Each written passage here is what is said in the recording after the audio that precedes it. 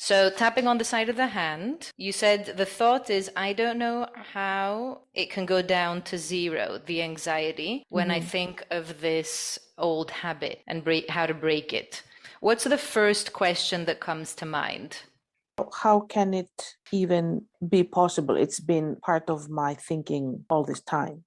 Top of the head, how can it be possible to change this old habit? How can it be possible to change this old habit? Eyebrow, it's been part of my way of thinking for so long. It's been part of my way of thinking for so long. Side of the eye, how can it be possible to change this way of thinking?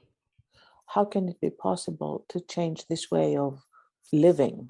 Under the eye, I've lived like this for so long. I've lived like this for so long. Under the nose, how can it be possible to change this way of living when it's part of who I am? How can it be possible to change this way of living when it's part of who I am? I've been like this for so long. I've been like this for so long. Under the mouth, how can it be possible to change my way of being? How can it be possible to change my way of being? When I've been like this for so long. When I've been like this for so long. Collarbone, any other question coming to mind? I don't think so. Which of those questions do you feel would be most helpful to repeat in these last 2 points? It's my way of being. Collarbone, so how can I change my way of being? How can I change my way of being? When this is how I am. When this is how I am, everything else feels fake. Under the arm, anything else coming up for you? How can I maintain a new habit? I have confidence that I can change it for Monday, Tuesday, but then Wednesday I'm going to fall back into my old habit. Top of the head. What we're now doing, by the way, we've shifted to tapping on the blocking belief, because it's this is who I am. I've got this old habit. I've had it for 30 years. So how can I break this cycle when it feels impossible? How can I break this cycle when it feels impossible? Eyebrow, how can I change my habits when they feel, what would you say, like? They feel part of who I am and completely entrenched in my life. So side of the eye, how can I separate the two when they are so entrenched and interconnected? How can I separate the two when they feel so entrenched and interconnected? Under the eye, my eating habits have been such a big part of who I am. My eating habits have been such a big part of who I am. How true does that feel? 100%. Like, I'll give you an example. If once a year when I go for blood work and I have to fast for 14 hours the night before, I physically, like, in order not to put food in my mouth after dinner, it's like, it's such a automatic response. It's automatic. Under the nose, how can I change my eating habits when they're so automatic? How can I change my eating habits when they're so automatic? And sorry, this is not anxiety or stress related. It's two things, right? It's like, okay, food goes straight in my mouth, and then using it as anxiety is different. Because there's the part of the eating habit that is literally the unconscious, automatic part, that's the habit part. And then there's the part that sometimes it's stress and anxiety that triggers the habit to get into action. But when when the stress and anxiety trigger it, you're more conscious than when it's just the habit. Yes. Yeah, good awareness of separating those two. Under the mouth. So what steps can I take that would serve me moving forward? What steps can I take that will serve me moving forward? Collarbone, how can I continue to explore what serves me? And how would you say it? Because it's almost as if, how can I explore?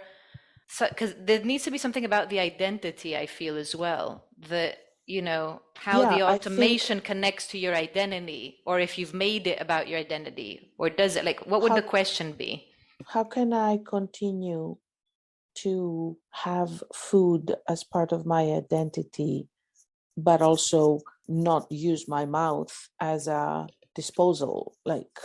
just put anything in. So if you were to turn it into a positive, instead of but not use my mouth too. But without automatically eating. And instead, what would the assertion be of what you would want instead to feel or think? To feel free from tasting anything that lies around. Under the arm, one last question.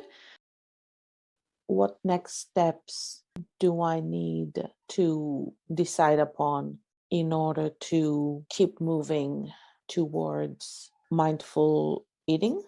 Sure. Yeah. If that feels, true for you. Let's take a breath in and release. So see, question tapping is literally just seeing what questions can I ask myself, but instead of getting stuck in our head, we tap because it keeps our cortisol down. So it helps us not go around in circles and not getting anywhere, because we keep brainstorming questions, but keeping the body moving, which actually helps our thought process move forward rather than get stuck. One last check-in for the blocking belief. It felt like a 7 out of 10 for impossible to break this vicious cycle. How true does it feel now? It's gone down. I want to believe it's possible. Yeah, a 6. Is the anxiety still a 2? Yeah. It makes sense because as long as the blocking belief, it's high, it's still a 6. It's made huge from a 9.5 where it felt like it's pretty much 100% true at the start of the session to a 6. For beliefs take time to tap down, especially when we're looking at 30 years of programming and habit formation. So it makes sense that this will be something that you'll need to, factor into your self-care plan to explore this belief with compassion and curiosity. As long as the belief is up there, there will be anxiety. The stomach, it's still a 3 out of 10 when you think about breaking the cycle. About there, yes. Yeah. Yeah, that's linked to the anxiety as well. So that makes sense. What we want is to create more harmony, more unity, more integration, allowing space for the pain, for the discomfort, for what have you, without trying to rush it or push it to go away or to be more positive immediately. And following the course of what your body's telling you. And if you're stuck and you're like, I don't know what to tap on, just be like, even though I don't know what to tap on, but I am worried that I might go to the kitchen right now and I'll feel bad after that. I love and accept myself anyway. Yeah. Top of the head, I don't know what to tap on. Eyebrow, but I know I might go to the kitchen and I know I might feel bad. Side of the eye, I guess I am anxious. Under the eye, I wonder what that's about. Under the nose, oh, this thing someone said at school today triggered me. That's what's behind my anxiety. So then you follow the leads. So then you start again, even though I'm anxious because this thing happened at school and someone said this or what have you. Or even though whatever's coming up, even though I don't want to change because this is who I am. And this is what people compliment me for. I wonder if I can still get compliments, but without, harming my body in the way I am right now.